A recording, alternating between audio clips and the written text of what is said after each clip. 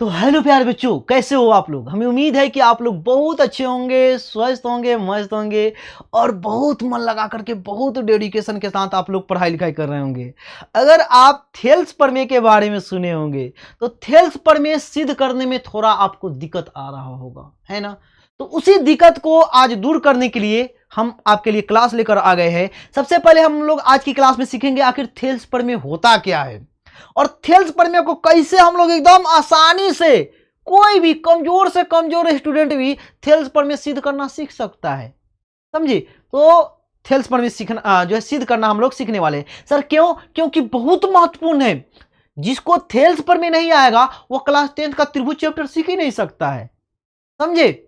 और थेल्स प्रमेय सीधे 5 अंक का आपके बोर्ड एग्जाम में क्लास 10वीं एग्जाम में पूछा जाता है सिद्ध करने के लिए। और 2 अंक का सवाल पूछा जाता है, 2 मार्क्स वाला भी, और साथ ही साथ एक दूगो ऑब्जेक्टिव पूछा जाता है। तो बहुत ज्यादा महत्वपूर्ण है। सर हमें तो यह नहीं पता थेल्स प्रमेय होता क्या है। भैया वो सब बताएंगे, आइए बताते हैं। देखिए इतना तो पता है कि यह बात थेल्स प्रमेय किसी ना किसी त्रिभुज चैप्टर से रिलेटेड है, किसी ना किसी त्रिभुज से रिलेटेड है। हाँ सर यह बात तो हमें पता है, अच्छी बात आपको पता है, ठीक है ना। अब देखिए यह त्रिभुज ऐसा है, इसका नाम है, इस त्रिभुज का नाम क्या है, ए बी सी, ठीक है ना, तीनों शीर्षों का नाम है। अब एक कोई थेल्स काका जी हुए, थेल्स काका जी कहकर गए कि कोनो त्रिभुज में किसी एक भुजा के समानांतर अगर कोई रेखा खींची जाए जो अन्य 2 रेखाओं को, जैसे इस त्रिभुज में कितने भुजा है, 1 भुजा 2 भुजा 3 भुजा, तो किसी एक भुजा के समानांतर एक ऐसा रेखा खींचा जाए जो अन्य, एक ऐसा रेखा खींचा जाए जो अन्य 2 भुजाओं को, है ना, अन्य 2 भुजाओं को इस प्रकार प्रतिच्छेद करे कि वह तीसरी रेखा के समानांतर हो। समझ में आ रहा है। तो इधर वाला अनुपात इधर वाला अनुपात के बराबर होगा। सर जी नहीं समझ में आया। अरे भैया समझाते, रुको तो, थोड़ा टाइम तो दो भैया जी।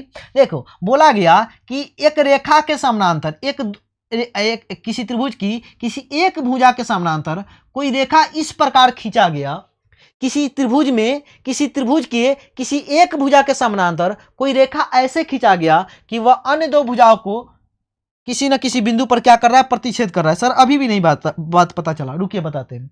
जैसे यह रेखा है, इस एक रेखा हम ऐसे खींचे, खींच सकते हैं, काहे नहीं खींच सकते हैं, ऐसे खींच सकते हैं, काहे नहीं खींच सकते हैं। लेकिन बोला गया कि ऐसे वैसे नहीं खींचना है, इस प्रकार खींचना है कि वह किसी न किसी एक भुजा के समानांतर हो। तो हम यह रेखा इस प्रकार खींचे कि यह रेखा जो है बीसी भुजा के समानांतर है। अब समझ में आया कि हाँ गुरुजी अब समझ में आ गया। तो मान लेते हैं यह जो बिंदु है यह डी है और यह वाला जो बिंदु है वह ई है। मतलब यह जो डी रेखा है किसके समानांतर है, बीसी के समानांतर है। अब थेल्स काका जी बोल कर गए कि इधर वाला अनुपात इधर वाला अनुपात के बराबर होगा। तो नहीं समझे, आइए बताते हैं। मतलब अगर एडी बटे में डीबी का कोई अनुपात निकाले, मान गए यह भुजा की लंबाई या भुजा की लंबाई, लंबाई का अनुपात निकाले, फिर यह वाला अनुपात इसकी लंबाई का अनुपात निकाले, समझे। मतलब ए बटे में इसी का अनुपात निकाले, ठीक है ना। तो दोनों का अनुपात बराबर होगा। यही थेल्स काका जी बता कर गए। तो थेल्स प्रमेय क्या होता है आपको समझ में आया? हाँ सर आया। अब यही बात अगर आपको सिद्ध करने के लिए आ जाए, 5 अंक में आ जाए, तो कैसे सिद्ध करेंगे? तो कोई भी प्रमेय सिद्ध करने के लिए सबसे पहले जो आप चित्र बनाते हैं उस चित्र के बारे में लिखना पड़ता है एग्जाम में। 1 नंबर तो यह चित्र बनाने के लिए आपको मिलेगा। अभी यह चित्र कंप्लीट नहीं हुआ है, अभी और इसमें काम करेंगे। तो 1 नंबर यहां के लिए मिलेगा। अभी जो हम इस चित्र के बारे में जो लिखेंगे उसके लिए 1 अंक मिलेगा। कोई सर जी अगर मान के थेल्स प्रमेय एग्जाम में पूरा नहीं बना के आए, थोड़ा आधा अधूरा बना के फिर भी नंबर मिलता है, यही फायदा है, समझे। तो आइए अब हम करते क्या है, जो चित्र बना इसके बारे में लिखेंगे। क्या लिखेंगे? माना या किसी त्रिभुज किसी त्रिभुज एबीसी, त्रिभुज ऐसे बनाते छोटा सा, किसी त्रिभुज एबीसी में डी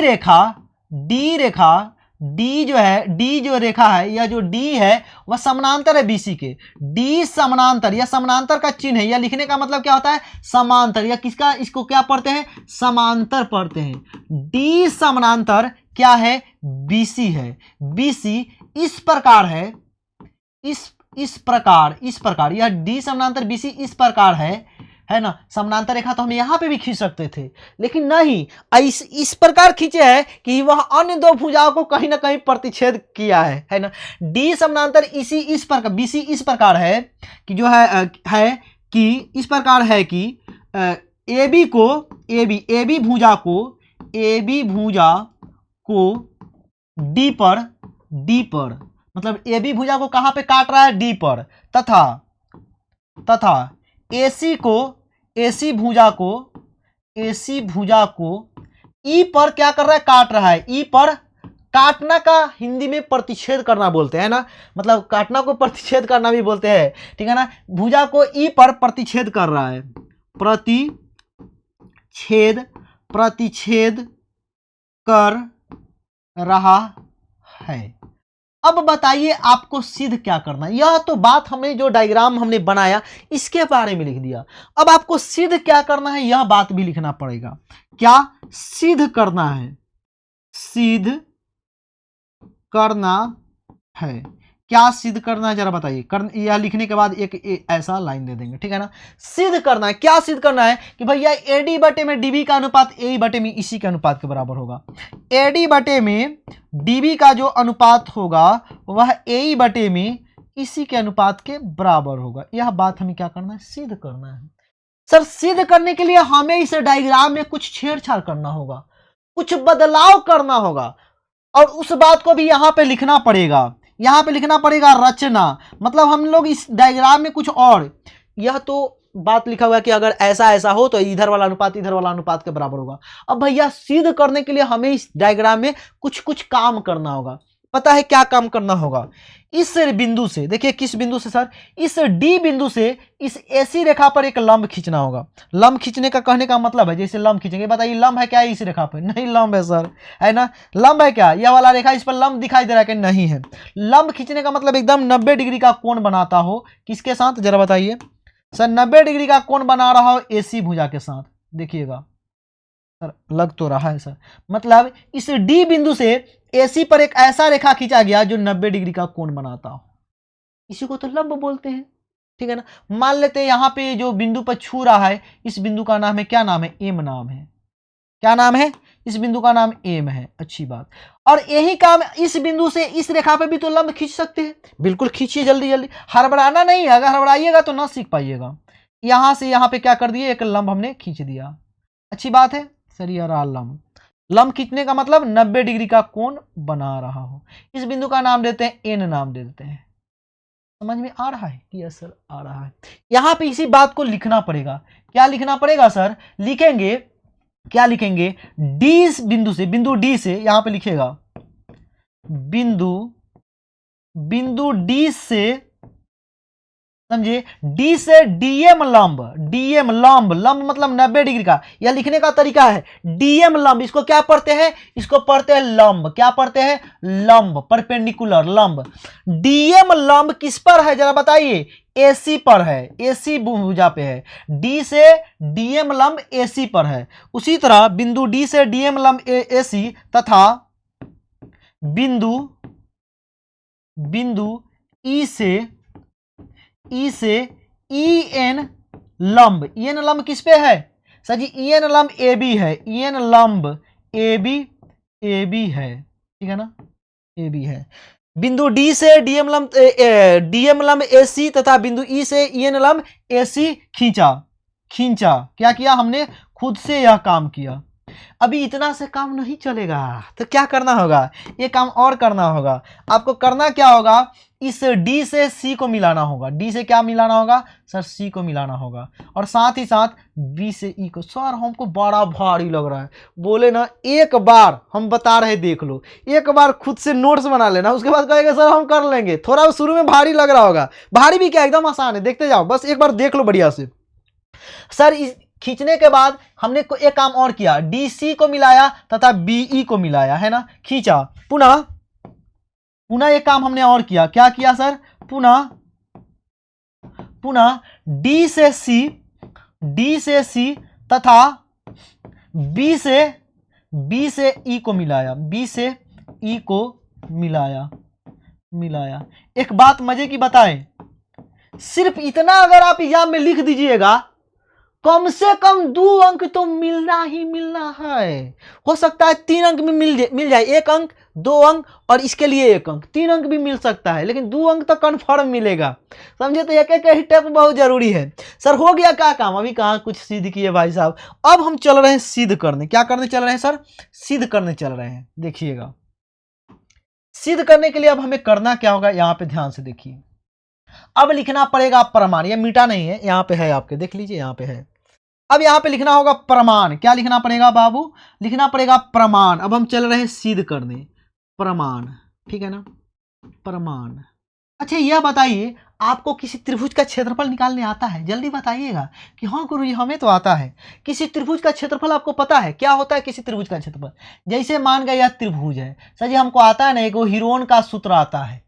हीरोन का सूत्र √S into S minus A into S minus B into S minus C, है ना।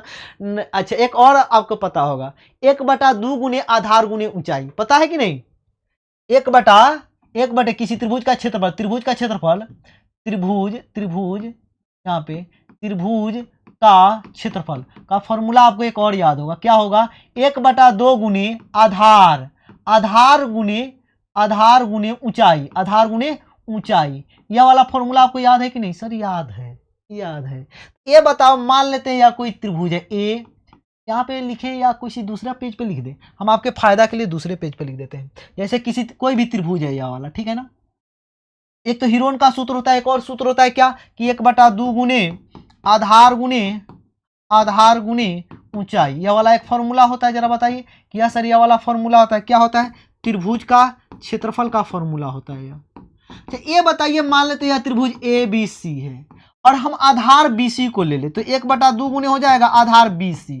शीर्षलंब कैसा हो सकता है? शीर्षलंब क्या होता है? शीर्षलंब होता है सामने वाले शीर्ष से इस पर डाला गया लंब। तो इस शीर्ष से इस पर लंब डालेंगे तो यह होगा, मान लेते हैं यह बिंदु D है, AD लंब हो जाएगा। तो AD वही शीर्षलंब, ऊंचाई मतलब लंब, आधार गुने ऊंचाई मतलब सामने वाले शीर्ष से यहां अगर दूरी चला जाए तो कितना दूरी होगा, कितना ऊंचा होगा। तो यहाँ पे क्या है? AD है, यही हो जाएगा। अगर लंबाई दिया रहता तो लंबाई दे करके हम आंसर बता देते। अच्छा यह बताइए, एक और बताइए, एक त्रिभुज यह वाला है ठीक है, देखिएगा, बोले ना किसी को सिखा देंगे ABC। अब हम लिखने जा रहे हैं, इसका क्षेत्रफल हमें चाहिए और आधार हमको BC को लेना है। तो जरा सोचिए शीर्षलंब कैसा हो सकता है? सर जी 1/2 गुने आधार गुने ऊंचाई, आप ही ने तो बोला आधार गुने ऊंचाई, यही तो होता है क्षेत्रफल। त्रिभुज का क्षेत्रफल तो यही होता है, अभी अभी आपने बताया, हाँ बिल्कुल सही बताया हमने। तो जरा बताइए, अगर हम अब की बार क्या करें, आधार ले ले 1/2, आधार ले ले BC, तो ऊंचाई कौन हो सकता है? सर ऊंचाई कैसा होगा? सोचिए जरा ऊंचाई। बोलो जी ऊंचाई के यहाँ से कैसे, इस सामने वाले शीर्ष से इस पर की दूरी, तो शीर्ष तो यहाँ पे, इससे ऊंचाई कैसे? सीधा सीधा, मतलब ऊंचाई का मतलब क्या होता है? एकदम लंब रेखा। तो सर जी इस पर तो लंब कैसे डाले, तो पता ही नहीं चल रहा है। देखो बाबू क्या करना होगा, इसको थोड़ा इधर आगे बढ़ाना होगा और इससे इस पर लंब डालना होगा। यह हुआ AD, समझ में आया? यही बात पे आके बच्चे फंसते थे पर में। तो लंबाई आधार यही BC रहेगा, लेकिन ऊंचाई हो गया AD। अब अगर यह बात अगर आपको समझ में आ गया है तो यकीन मानिए आप थेल्स पर में सीख सकते हैं। यहां पे आइए, अब हम लिखने जा रहे हैं इस त्रिभुज का क्षेत्रफल। किस त्रिभुज का? त्रिभुज ADE का क्षेत्रफल। जरा बताइएगा क्षेत्रफल, हम इसको आधार ले रहे हैं, क्या होगा सर जी? 1/2 गुने आधार AD, आधार क्या? AD। शीर्षलंब बताइए क्या ले? शीर्षलंब इस आधार के लिए सामने वाले इस त्रिभुज में, इस वाले त्रिभुज में, किस त्रिभुज की बात कर रहे हैं हम? इस वाले त्रिभुज की बात कर रहे हैं। किस त्रिभुज की? इस वाले त्रिभुज में अगर हम आधार यह ले रहे हैं तो शीर्ष एक और सामने वाला, इस आधार के सामने कौन सा शीर्ष है? यह वाला। इससे इस पर लंब डाला गया, कौन, क्या नाम है इस लंब का? गुरुजी इस लंब का नाम है EN लंब नाम है। इस आधार के लिए सामने वाला शीर्ष कौन है? यह है ना। इससे इस पर लंब डाला गया तो EN लंब हो गया। तो यहाँ पे लिखेंगे EN।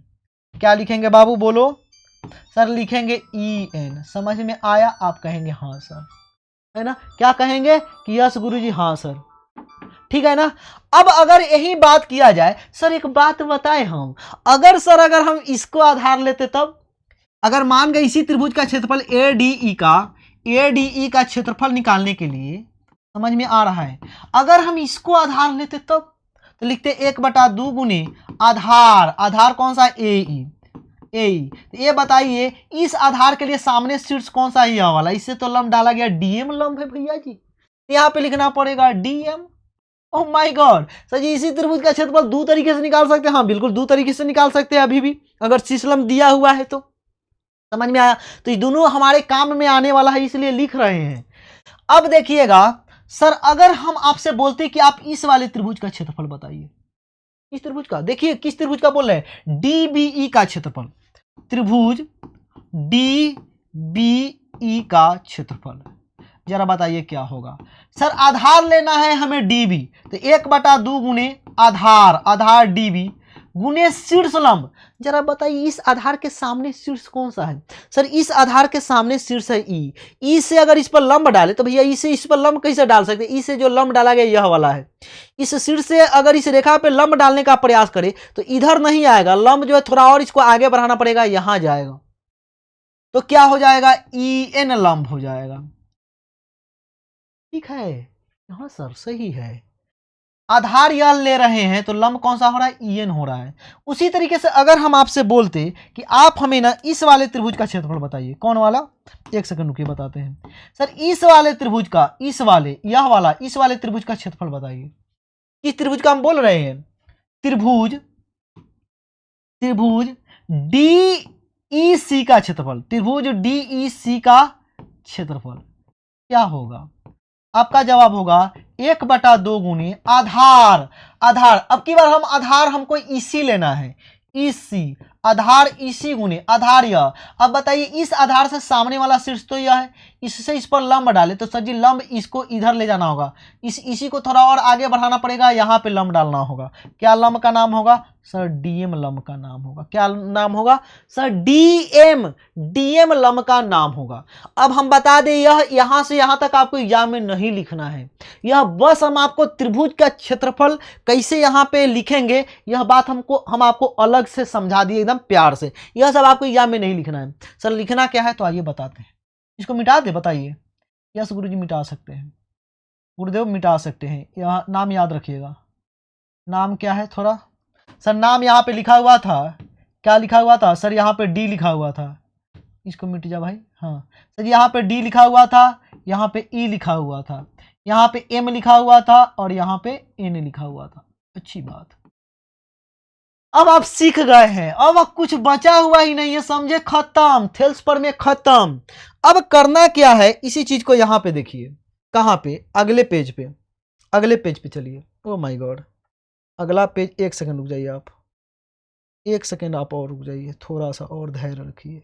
हाँ अगले पेज पे, सर अगले पेज पे हमें करना क्या है, एक सेकंड और आपको धैर्य रखना ही पड़ेगा, हम सोच रहे थे वो नहीं हुआ, अच्छी बात है, कोई बात नहीं, यहाँ पे अब हम इसको क्या करते हैं, मिटा देते हैं इसको यहाँ से यहाँ तक। सर यहाँ पे जो हमने त्रिभुज का क्षेत्रफल आपको निकालना सिखाया था, इसी चीज का हम यहाँ पे यूज करेंगे। अब हम कहेंगे इस त्रिभुज का क्षेत्रफल और इस त्रिभुज के क्षेत्रफल का अनुपात बताइए, समझिए, इस पूरे त्रिभुज का क्षेत्रफल, त्रिभुज, त्रिभुज एडीई का क्षेत्रफल, त्रिभुज एडीई का क्षेत्रफल, समझे, त्रिभुज एडीई का क्षेत्रफल और बटे में किस त्रिभुज का क्षेत्रफल, त्रिभुज एडीई का क्षेत्रफल बटे में डीबीई का क्षेत्रफल, त्रिभुज, त्रिभुज डीबीई का क्षेत्रफल। अब देखिएगा हम पीछे नहीं जाएंगे, ताक झाक कर दें, आपसे फिर से पूछेंगे, फिर से पूछेंगे, ये बताइए इस वाले त्रिभुज का क्षेत्रफल अगर हम इसको आधार ले तो क्या क्षेत्रफल होगा, 1/2 गुनी, अगर हमने इसको आधार लिया था एडी तो शीर्षलंब कौन हुआ था, बोलिए ना सर जी, एन शीर्षलंब है। ठीक है, दोबारा हम देखने नहीं जाएंगे पीछे की तरफ कि हाँ सर जी यहाँ पे देख लीजिए ना एडी गुनी एन, नहीं देखेंगे, समझे। अब आइए भाग, इस वाले त्रिभुज के क्षेत्रफल के लिए अगर हम डीबी को आधार ले ले तब तो आप कहेंगे 1/2 गुने आधार डीबी और गुने शीर्षलंब, सर जी फिर से इस आधार पे शीर्षलंब ई नहीं है। ओ माय गॉड, कितने समझदार हो तुम यार, है ना, तुम कितने समझदार हो मेरे भाई। सर जी 1/2 से 1/2 गया ईएन से ईएन गया, बच गया क्या, एडी बटे में डीबी। ओ माय गॉड, इधर वाला अनुपात हमें कुछ पता चला, एडी बटे में डीबी। अब सेम काम हम क्या करेंगे, इस वाले त्रिभुज और इस वाले त्रिभुज के लिए फिर से करेंगे। अब की बार फिर हमें चाहिए ए बटे में इसी चाहिए, तो आप करेंगे क्या, इस वाले त्रिभुज का क्षेत्रफल, और अब की बार इस वाले त्रिभुज का क्षेत्रफल नहीं, समझे।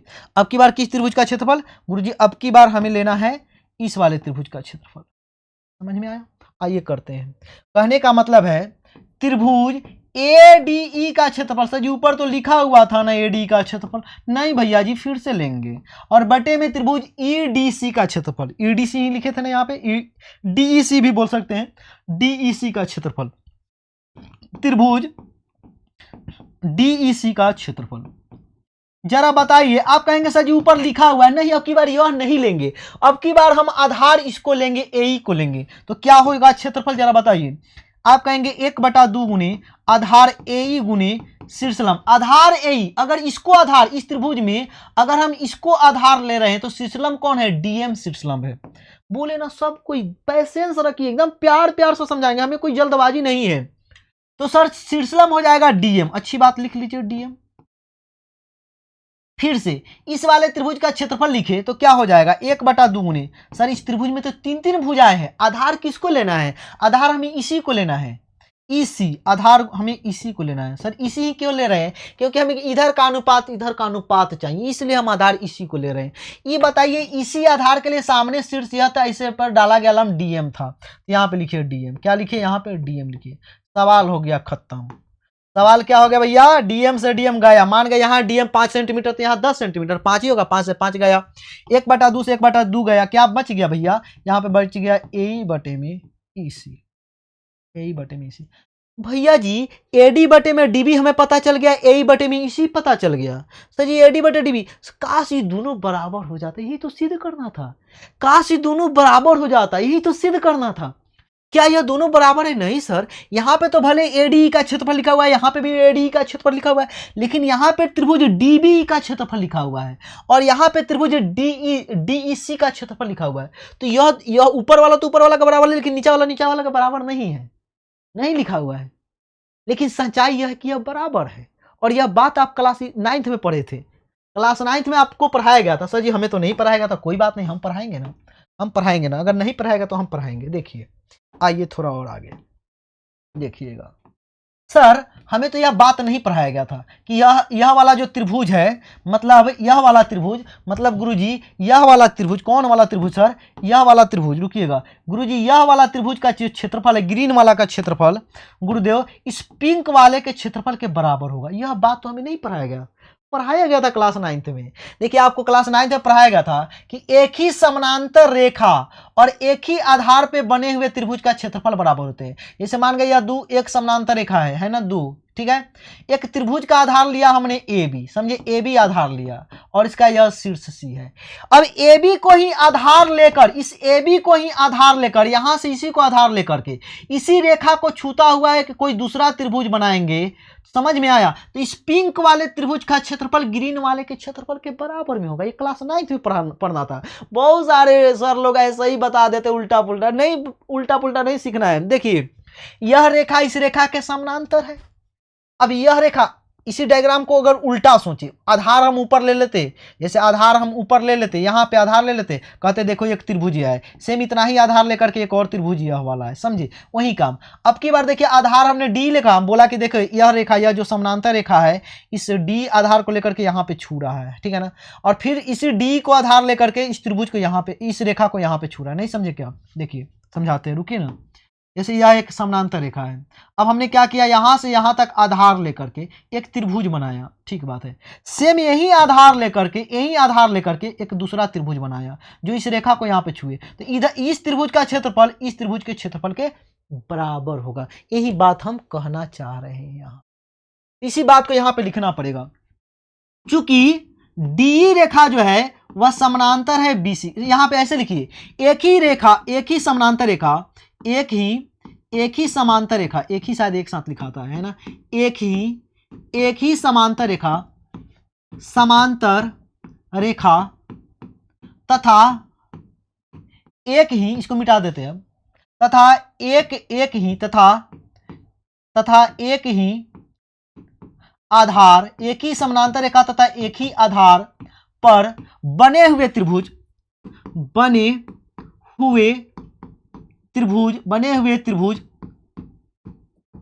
का क्षेत्रफल, यह क्लास 9 में पढ़ना था, का क्षेत्रफल बराबर होता है। का क्षेत्रफल क्या होता है? बराबर होता है, बराबर होता है।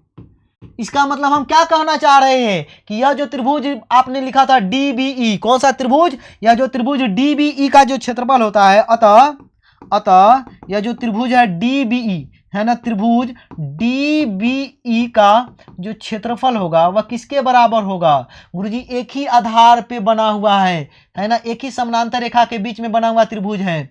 और यह त्रिभुज भी समझे आधार D है और एक ही समानांतर रेखा यहाँ पे छू रहा है C पे। कौन सा त्रिभुज? DEC। क्या नाम लिखे थे यहाँ पे? DEC का क्षेत्रफल, त्रिभुज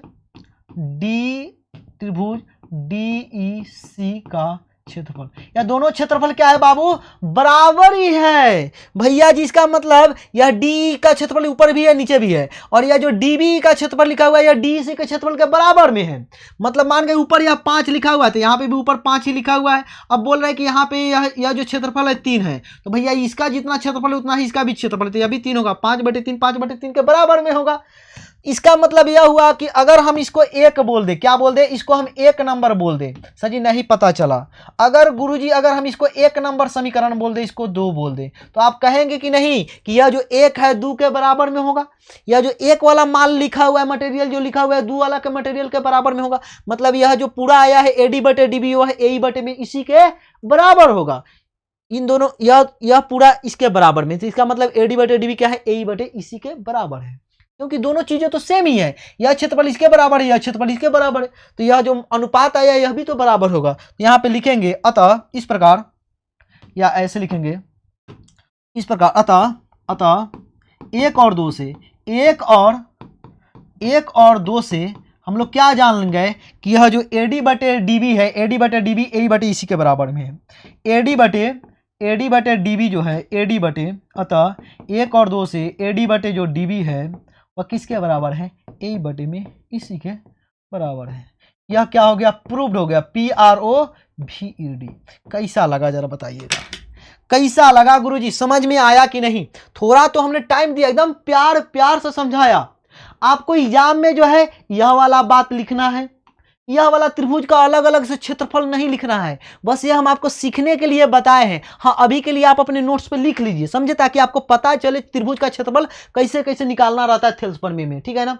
उसके बाद हमने क्या किया? त्रिभुजों के क्षेत्रफलों का अनुपात निकाला, इसका क्षेत्रफल बटे यह वाला त्रिभुज, पुनः जो है यह वाला अनुपात आ गया। फिर हमने सोचा कि इसका अनुपात कैसे आएगा, तो फिर इसी त्रिभुज का क्षेत्रफल इसको शीर्षलंब लेकर के और इस वाले त्रिभुज का क्षेत्रफल इसको आधार और इसको शीर्षलंब लेकर के निकाला। सर जी हमने देखा कि भैया यही खाली तो अलग अलग है, तो फिर हमें पता चला कि भाई क्लास 9 में पढ़े थे कि यह क्षेत्रफल इस क्षेत्रफल के बराबर होगा। कैसे होगा वो हमने वह भी बता दिया। तो इसका मतलब 1 और 2 से यह अनुपात क्या हो जाएगा? इस अनुपात के बराबर हो गया। इस प्रकार थेल्स प्रमेय हो गया सिद्ध। और आपको यह क्लास कैसा लगा, आपको समझ में आया कि नहीं, आप हमें कमेंट बॉक्स में बताइएगा। और आगे किस प्रमेय का प्रूफ आप चाहते हैं, इसको हम लोग प्रमेय 5.1 भी बोलते हैं। इस थेल्स प्रमेय को हम लोग 6.1 प्रमेय भी बोलते हैं। और थेल्स प्रमेय को कभी कभी यह में लिखा रहता है कि आधारभूत समानुपातिकता प्रमेय को सिद्ध करे, तो दोनों बात सेम ही है। अब आगे आप कौन सा प्रमेय सिद्ध करवाना चाहते हैं धर्मेंद्र से, कमेंट बॉक्स में बताइएगा। मिलते हैं अगली क्लास में, तब तक ले जाइए, धन्यवाद, bye bye bye bye bye bye.